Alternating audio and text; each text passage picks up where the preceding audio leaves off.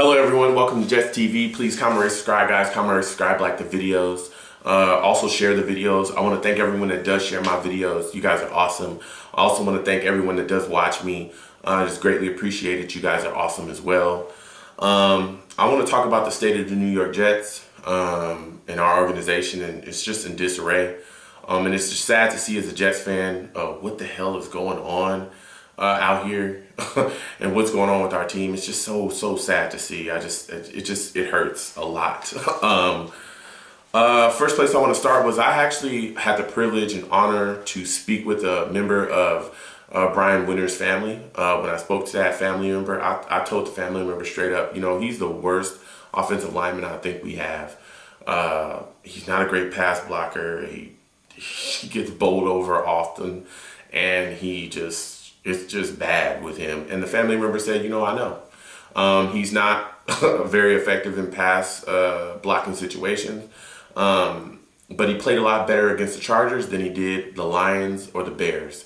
And he didn't have, you know, a holding call. He had a personal foul penalty, but he didn't have a holding call. And that's good. The family member also said there's something's wrong with his hand, and that he's having issues, and that may be why he's playing so bad, is because there's a major issue with his hand, which kind of shed some light. So it kind of made me kind of back off him just a little bit, because he may be injured really badly, and that could be affecting his play. But he's been bad for quite some time now. But, you know, so kind of backed off Brian Winters, because I'd already spoke my piece that, you know, he's a terrible lineman. And I started to ask the family member about the organization. I kind of wanted to see what the family member knew about, you know, what is the relationship with Gino as far as in the locker room? And the family member told me flat out, and it was with no stops, breaks, nothing. It was like, look, no one likes him. They don't like him as a player, and they don't like him as a person. And that took me, I was taken aback by that, because it's like, here's the leader of the team. Here's our starting quarterback, the guy that is supposed to, he takes the field, he's in charge of everything, and no one likes him as a player, but more specifically, no one likes him as a person.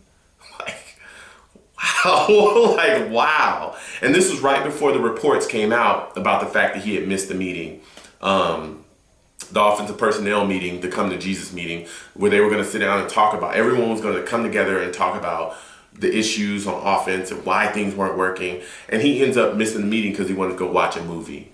I mean, and his excuse was that he thought it was East Coast time, but he was on the West Coast, so he had forgot, and that's why he missed it. Well, that excuse doesn't make sense, because East Coast is 3 hours ahead of West Coast. So if you had showed up when you thought it was East Coast time, you would be 3 hours early to the meeting. You wouldn't have missed the meeting. There's just no excuse for that shit. Like, Gino's part of the problem, and I think he'll probably be, you know, he definitely is probably going to lose his job, and he'll probably be in the hot seat next season. Probably on the bench, honestly. I don't know if we'll draft another quarterback. I really don't want us to draft another quarterback. I'd rather have us bring in a veteran, or, you know, I don't know, Michael Vick, is he ever going to step up and have them push Gino and probably take a spot. I'd rather do that than bring in another rookie. But the family member just went on to say that, you know, I asked the family member a couple more questions, and I asked the family member what the locker room thought of Morning Wig. They said they think that he's an idiot, that he has no clue what he's doing. He doesn't know, you know, how to take charge of flow of the game. They don't like how he continues to take Ivory out after solid runs. He sits him. It's just bad. Like, it's just really bad in that locker room. And she said, you know, it's just a very bad, just ominous feeling in that locker room. Like, there's just such negativity. It's all just negative. It's just such a negative energy in that locker room. But she said, above all, you know, the reason they keep fighting and everything is because they all love Rex. So across the board, everyone loves Rex in that locker room, but everything else is bad. Really wish I was able to speak to the family member more, but I wasn't able to. The family member took off before I could really get in depth. I wanted to ask about John Idzik. I wanted to ask about Woody Johnson. But honestly, I don't really have to ask those questions, because I know that nobody likes Woody Johnson. He's a shit owner. And John Idzik, there's no way he could be liked either. So, but I didn't get a chance to ask a family member those questions. So, whatever. So that's just a little insight into the Jets locker room. I'm going to kind of try to make this quick and wrap it up with the rest of the video because I've tried to make this video 6 or 7 times and I'm so disappointed with this team and I'm so disappointed with our lack of effort and I'm so disappointed with the way that we looked against the Chargers and just how we've looked so far. I think that John Idzik needs to be fired next year or at the end of this year, excuse me. I think he needs to go. He has no clue what he's doing drafting. We had 12 picks in this draft, and we didn't get anything out of it receiver-wise. This draft really didn't help this team at all. And his drafts in the past have been trash, too. He has no clue what he's doing with free agents. He lowballs them. He leaves bad taste in their mouth. No one wants to come play here because of him.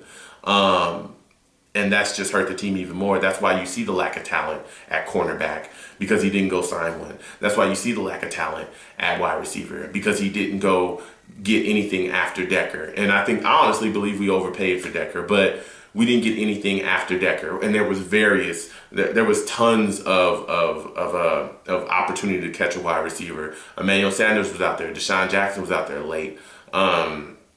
And he didn't take any of their calls or filter them at all. He brought in Dimitri Patterson for a corner, but Dimitri Patterson is fucking trash. Let's be serious. He was getting destroyed in preseason, and that was even before we cut him, before he decided, hey, if I'm not going to be the starter, I'm out of here. It doesn't matter. He was garbage. It's just bad, and he needs to go. Marty Morningwig needs to go too. He has no clue what he's doing. He has no roster management. He doesn't know how to manage personnel in the field. He doesn't know how to make adjustments in the game. His play calling shit, his packages that he brings in is shit. So he just needs to go. Rex, I believe, is the only guy that I believe needs to stay. But he'll probably go because he'll be the fall guy. Rex, there's not too much I can say about Rex. I think that Rex is one of the best coaches that we've ever had here. I think that Rex is one of the best coaches we've ever had in this franchise. I think that going back-to-back in AFC championships gives him a long leash, but I think he's the fall guy. And I think he's always going to be the fall guy because he knows nothing about offense, and I doubt that they give him GM privileges if we fire John Idzik. So he's always going to have this GM that's shit, and he's always going to have a shitty offensive coordinator. And the fact that Rex doesn't know anything about offense and all he wants to do is run the ball because that's all he knows, and he knows that running the ball, you're less likely to have a turnover if you run the ball. It just doesn't bode well for him. And I think it'll be a sad day when we fire him because, a couple years when we look back, when he goes somewhere else and is majorly successful, we'll look back and we'll go, man, this fucking franchise, this team is just doomed, and that we're trash because we don't know what the hell we're doing, and we have a shitty owner in Woody Johnson that does not really care about winning football games. All he cares about is filling the stands and being relatively competitive to keep fans interested, and not actually taking the next step to be, better. And I think that that's just the way of the Jets, and that's just what we're doing right now. And I think that sucks. I think that this is a time for evaluation of talent. The season's over. The season is over. We got Denver. We got New England on a short week. They'll probably beat us again down the line. We got KC on the schedule. We got Minnesota. We're not winning those damn games. I would be surprised if we're a 4 or 5 win team this year. I could see us literally winning one more game and that being that. There needs to be a whole lot of change. A lot of roster change. We need to fix this offensive line, the interior. Cologne shouldn't even be. Cologne winners. Nick Mangold's on the decline. It's just all bad. This whole receiving core needs to be revamped outside of Decker, and he's not even healthy. Maybe we keep Curley. It's just there's just so many things in this team that need to be fixed. It's just all bad. But I'm still here. I'm still a fan. I love this team, but I'm just tired of these less than successful seasons and this complete bullshit and bad game management, bad quarterback play, bad GMs, bad this, bad coaching, just bad everything. I'm just tired of it. But oh man. But I tell you what, I will say one thing. above all, if we do not fire John Idzik, but we fire coaches, I will not go to a Jets game next year. I won't do it. Because that will show that we truly don't give a fuck about anything. That we're just doing whatever we want to do out here, and that will honestly show and give a positive push to the notion that John Idzik is just setting up Rex Ryan to fail, which is the talk of the town out there. So with that said, I want to thank everybody for watching this. Jets fans, please comment. Fans just in general, football, comment, tell me what you think. This video really hurt me to make because this team is shit. Man, thank you guys for watching. Go Jets.